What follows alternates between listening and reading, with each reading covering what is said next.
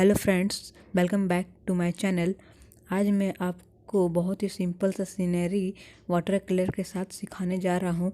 अगर आपको अच्छा लगे तो साइड में एक रेड कलर का बटन होगा, उसको प्रेस करने के बाद बेल आइकन होगा, उसको प्रेस करके ऑल पर कर दीजिए। तो जब मैं अपलोड करूँगा सीधे आपके पास नोटिफिकेशन आ जाएगा। चलिए शुरू करते हैं।